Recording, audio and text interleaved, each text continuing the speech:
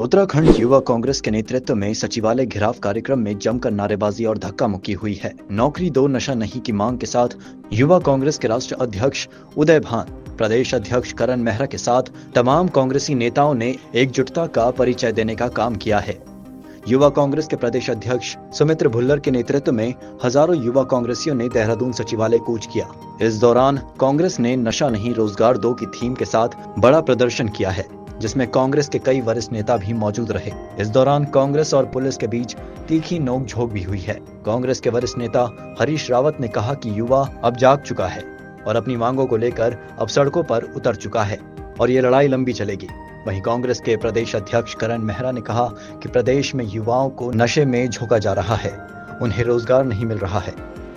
युवा पुकार रहे हैं, ललकार रहे हैं कि हमने नशा देने के लिए सरकार नहीं बनाई थी, ये रोजगार देगी, नौकरी देगी, इसके लिए बनाई थी। इसलिए आज हजारों की संख्या में उत्तराखंड का युवा सड़कों पर निकला है। मैं बहुत बहुत बधाई देता हूँ युवा कांग्रेस के राष्ट्रीय अध्यक्ष को। उन्होंने अपनी पारी की शुरुआत हमारे बड़े दर्द के साथ की, जो नशा नहीं नौकरी दो का नारा है, उस नारे को आज देहरादून की सड़कों पर और सारे देश में गुंजायमान करने का काम। मैं पहले तो राष्ट्रीय अध्यक्ष जी को, भानु जी को और हमारे सुमित्र भुल्लर जी को बधाई देता हूँ कि बड़ी संख्या में युवाओं को पूरे प्रदेश से वो यहाँ लेके आए।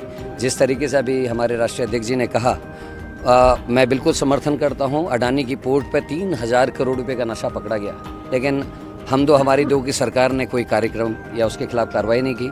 लगातार राहुल गांधी जी मांग उठा रहे हैं कि JCB का गठन हो, हमारे जॉइंट पार्लियामेंट्री कमेटी का गठन हो और अडानी को जेल में डाला जाए। एक तरफ अमेरिका वारंट जारी करता है, लेकिन भारत की सरकार उसको बचाने का काम कर रही है। तो ये उदाहरण है। और वहीं उत्तराखंड में हर गांव कस्बे में आज नशा पहुंच गया। स्मैक से लेकर सारा तमाम किस्म का नशा, दुकानों के साथ साथ एक दो एडिशनल दुकानें खोलने के आदेश इस सरकार ने कर दिए हैं। और वहीं युवाओं को नशे में धकेल कर उनका जो ध्यान रोज़गार की तरफ होना चाहिए, परिवार की तरफ होना चाहिए, अच्छी सोसाइटी की तरफ होना चाहिए, उनको नशे में डुबाया जा रहा है, ताकि ये जो काला धन आएगा उससे ये लोग सरकार बनाते रहेंगे। दूसरी तरफ हमारी SSC भर्ती घोटाला यहाँ हुआ। हाकम सिंह BJP का जिला पंचायत सदस्य, आपको पता है, और पटवारी पेपर लीक हुआ जिसमें BJP के मंगलौर का मंडल अध्यक्ष सम्मिलित था।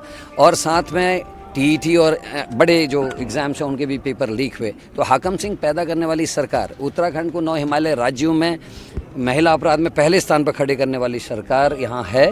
और हम चाहते हैं कि हम उनको पदच्युत करें और उत्तराखंड को सुखी और समृद्धशाली बनाने के लिए सही हाथों में हम लाएं। वहीं राहुल गांधी जी के नेतृत्व में भारत में कांग्रेस की सरकार आए, ताकि संविधान की रक्षा हो, युवाओं की रक्षा हो, रोज़गार मिले।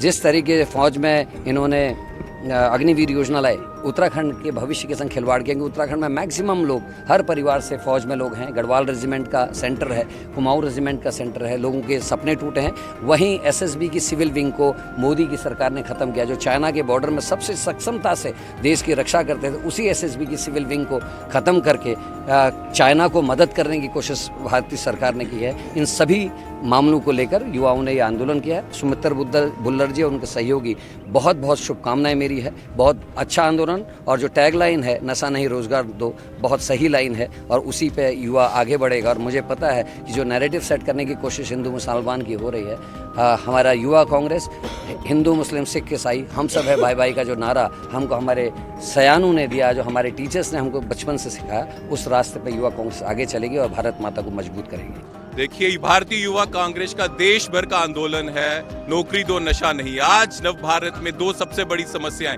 बेरोजगारी और नशाखोरी, जिससे भारत का भविष्य जो है अंधकार में जा रहा है। पर मोदी जी इसके बारे में सोचने की बजाय, युवाओं को रोजगार कैसे दें इसके बारे में सोचने के बजाय, ड्रग्स से कैसे बचाएं वो सोचने के बजाय, सिर्फ अपने परम मित्र अडानी को बचाने में लगे हैं। वो अडानी US में जिसके खिलाफ अरेस्ट वारंट निकल चुका है।